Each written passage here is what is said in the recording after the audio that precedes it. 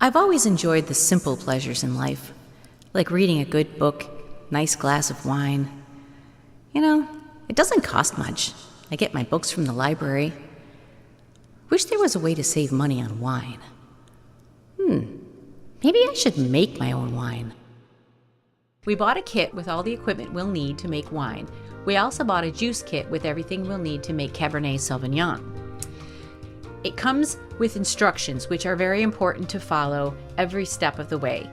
One of the most important steps is sanitizing. So before we did anything, everything was sanitized. And every kit is a little bit different, so you just open the packets and do them as the steps progress.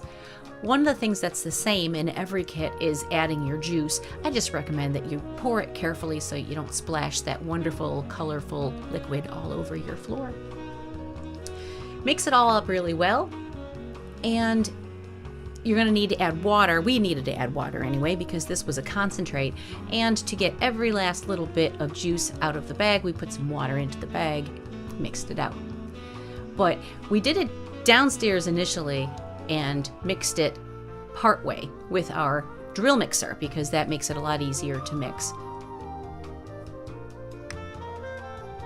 Then we transferred it upstairs because it needs to sit still and be warm, and this room that we have is good for that. Then we added the rest of the water upstairs so we didn't have to carry the whole big bucket up, and continued mixing it with the drill mixer.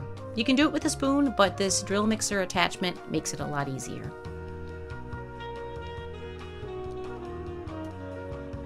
Every step of the way, before you progress to the next step, you need to take readings. And I recommend that you become familiar with your hydrometer before you start taking readings because it's a little tricky to understand the calibrations on it.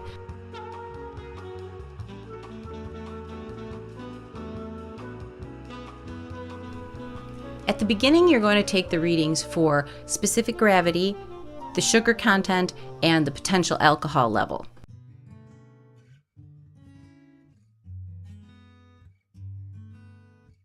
The temperature depends on how you're going to read and calibrate your hydrometer.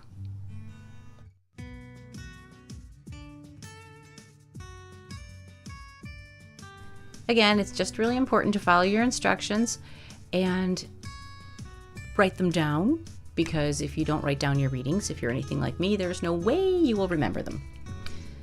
The last step in this first stage is adding the yeast, and that you just sprinkle on the top and let it do its work and magically turn water into wine.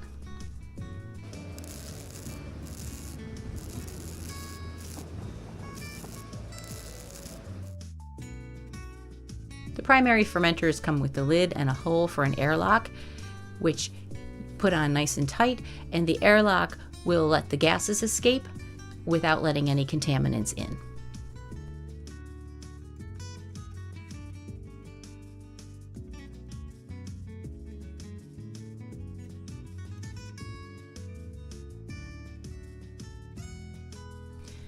After it has done all of its fermenting in this primary stage, we move on to the next step. But again, sanitation is very important, so we sanitized all these parts. Just be really careful you don't get the sanitizer on your countertop. This stage is called racking, and it's taking the liquid wine off of the sediment that has settled to the bottom of the primary fermenter, and sometimes that's called the lees.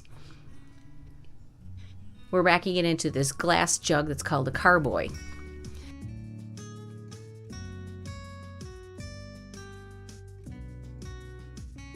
And our kit came with a bag of oak chips.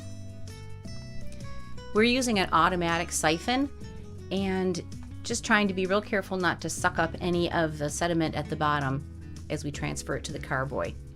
And again, at this stage, it's important to take your readings. So we're taking our specific gravity reading, which will let us know if it's all right to move on to the next step.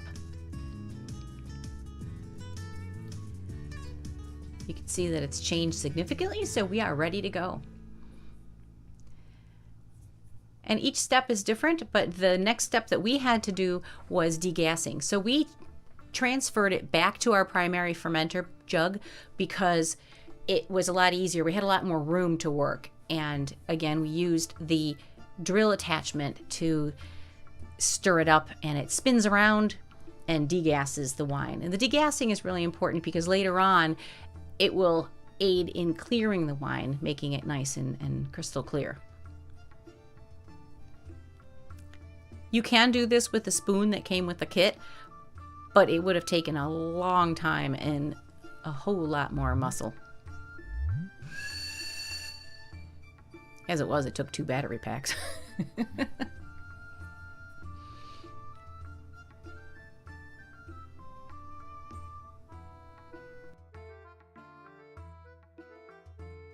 Once we were degassed, we put it back into the carboy and then added any other packets that came with the kit that were for this step.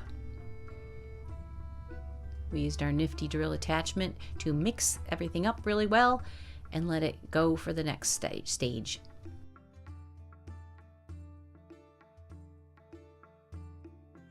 You're going to notice some bubbles rising up, and that's fine. You'll also notice some sediment accumulating on the edges of the carboy. If you just give your carboy a quick twist every so often, the sediment bits will drop down and the bubbles will come up. Next step, yay, we're finally getting on to bottling. We saved bottles and asked our friends to save bottles for us. Just really important that they're washed and sanitized very well before you begin. We upgraded to the Ferrari bottler. It automatically fills to the correct level. You find that it's different for each bottle, but you need to do some calibration to get it to fill correctly. I would recommend that you learn from our mistakes and try it with water for a while before you move on to your wine.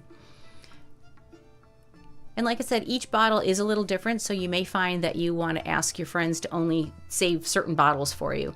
We found that the screw cap type bottles didn't work very well for us.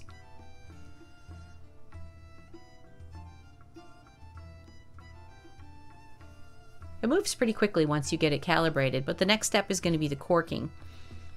And we have just the regular floor corker that came with it. You want to make sure that your corks are sanitized, and then we did it on the floor. It gives you more leverage. And if you put the cork in and center it really carefully when you press down on the handles, the cork will go in all the way, and you won't be left with this little lip sticking out of the bottle. So our first batch had a bunch of little lips sticking out of the bottle, but none of the corks came out, so we should be okay.